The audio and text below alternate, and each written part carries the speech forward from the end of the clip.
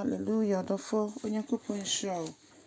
Enenso nyame de akyɛ yɛn pɛmpɛn so ɔde yɛduru yi. Yɛka sɛ Awurade yɛda wase. Na yɛnkɔso gyina wasɛm so wasɛm yɛ nokorɛ. Ama yɛhu sɛ wo nkwa na yɛde yɛn ho too so a yɛyie no. Yɛbɔ mpaeɛ saa bere afi mu nyinara biribi biara a Awurade wayɛ yɛka sɛ yɛda wase. Na yɛsan gyina wasɛm so ka sɛ yɛsɛ ɔsɛfo gyina tuo biara wahyehyɛ de afa yɛn ho.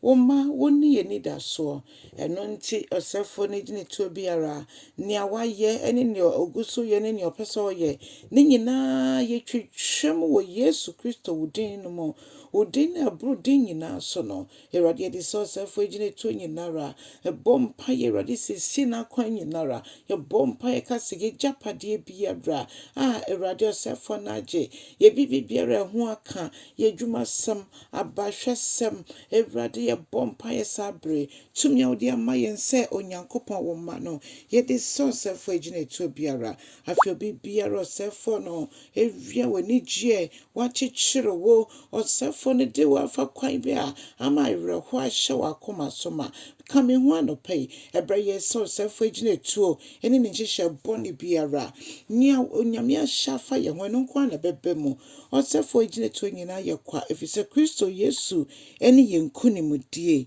Awurade pa yɛda wase sɛ wadi nkunim ama yɛn wobɛhwɛ yɛn so de yɛtwa afi yi na wosan de yɛahyɛ afi foforo nso ase Awurade na wani onyam akɔso ayɛ kɛseɛ yɛda wase sɛ wotie no wayɛ ama yɛn ɛwɔ Jesus Christ wodin mu ɛna yɛabɔ mpaeɛ yɛda wase bio so yɛsrɛ sɛ kyerɛkyerɛ wasɛm mu ɛkyerɛ yɛn na yɛnte waseɛ nso wɔ Jesus Christ wodin mu ɛna yɛabɔ mpaeɛ hallelujah.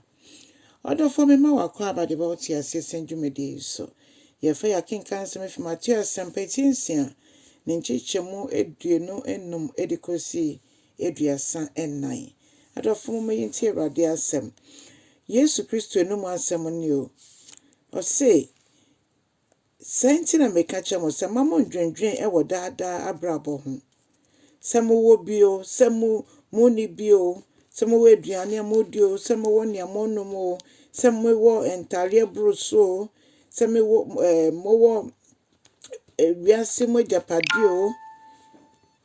ma pese me bisa mo se so enkwa ehia nsen aduane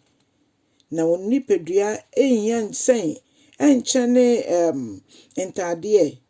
ose mo nhwe ewiem sukoko ensio sukoko ene no mai na me wiemu monhwe omum do omum pam omum ndua omo harvest enkosie baby na so moja woso no ohwe enoma nyina so na mo nchen mo nsombo enchen no ma so mo betimi adwendwen ade basafa aka mo tenten ho dabi nyina Yesu na obisa yen o ose ne adenti ena mo dwendwen ne mo behye mo nhwe esiesu koko ai ewo e kan say asase so ben ensio mo nhwe se de mo ho ofete enokra ne ewo ho a ochane yetwa no mpo no ma mo ho ofe na Solomon ho ofe nyina mo no na enu se de meme nsano nnwuma etie ni mabode etie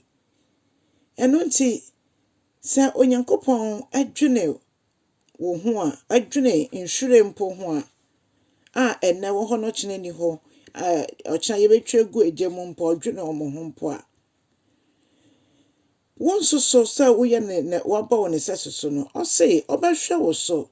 adenti ena wogidi esoi eno nti endwendwene sa ne me ho nka sei ede na medi ede na menum ede na mehye sa ne me nyinara wiasefo nso so ehia omo na moja wo soro no oni mohia de nyina enti eno nti monhwehwe osoro ahenie no ene ne tine kane ono de ake nyina ebeka mo ho o se endwene ochena ebisa ochena ebedwene no nkasa ho ebisa ne wo enam mu no mpo no edo so chen meka se eso ano yie sense de bia mu wonsem enti ehia se ebeka kwadwe na ochena de Yesu anim asem anope okacha me ne wonu no todofo mo ma yendwendwene enha ye ho wabra yeja woso no ahye yembo ono de ohye yembo a odi so odia ne se gina asem no so yenyina so ne mfa mompaye na bebe mu so de amaye cha asem no na fani da so ma obi nso o Yesu dim amen.